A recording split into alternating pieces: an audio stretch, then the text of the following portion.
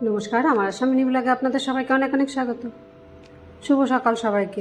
সকাল থেকে উঠে জলখাবারের সমস্ত কিছু হয়ে গেছে, বানানো হয়ে গেছে। একটা আনারস এনেছিলাম পরশুদিন। আনারসটা প্রায় একটা আনারসই 2 কিলো ওজনের থেকেও বেশি হবে। কালকে আধাটা কেটেছি আর আধাটা রয়ে গেছে। সেই আধাটা ভাবলাম এখন জলখাবারের মধ্যে নিয়ে নিই। খাওয়ার মধ্যে আমি আর উমা, আর একটুখানি থাকলে ওইটাকে রেখে দিলাম কেটে নিচেরটুকু, ওইটাকে কালকে চাটনি বানিয়ে ফেলবো।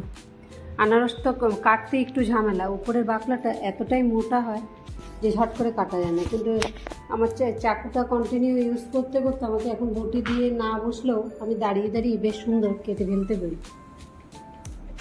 সে আনারসই হোক, ছোটো মাছই হোক, একটা হ্যাবিট হয়ে গেছে চাকু দিয়ে কাটতে কাটতে, আর হাতেও সেরকম একটা প্র্যাকটিসই হয়ে গেছে।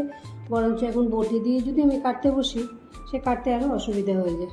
সে থেকে আমি চাকুতেই কমফোর্টেবল হয়ে গেছি। যাই হোক, সকালবেলা জলখাবারের মধ্যে কালকে ছোলার ডাল অনেকগুলো ছিল, সেই ছোলার ডালগুলোকে আজকে সকালে পেঁয়াজ কুচানো, একটু ধনে পাতা, কাঁচা লঙ্কা সব দিয়ে আটার সাথে মেখে নিয়ে সেই পরোটা করেছি। আর সস দিয়ে হয়ে যাবে।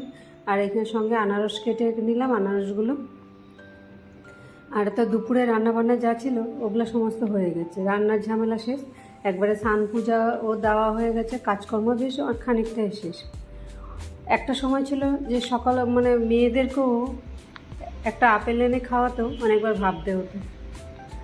তো চেষ্টা করি, ওরাও ছোটোর থেকে খায়নি ফল টল, সেরকম খাওয়াতেও পারিনি, যার জন্য ওদের সেরকম এমন একটা ফল খাওয়ারও হ্যাবিট নেই দুই বোনেরই। এখন তাও মাঝে মধ্যে দুজনকে ঘরে তো বড়জন হয়তো থাকে, আমি যতটা পারি আসতে যেতে নিয়ে আসি।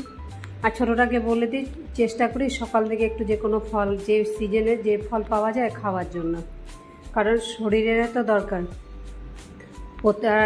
প্রত্যেক দিন তো আমরা মাছ মাংস ডিম এগুলো খাই না, তাই একটু ফল টলেরও দরকার পড়ে কখনো কখনো। খাওয়া দাওয়া সমস্ত সেরে এসে গেলাম অফিসের দিকে। এইগুলো আজকে অফিসের ভিডিওটা এই জন্যই উঠাচ্ছি, এখানে ঘরের সমস্ত প্রোডাক্টই আছে, একটা ঘরের রেগুলার লাইফে যা লাগে সবই সেই আর কি।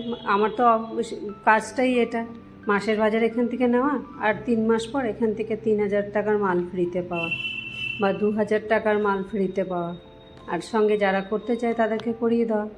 এইখানে অফিস থেকে সমস্ত এগুলো কিছুক্ষণ বসে কিছু কাজকর্ম ছিল, ফোন টোন করে বেরিয়ে পড়লাম।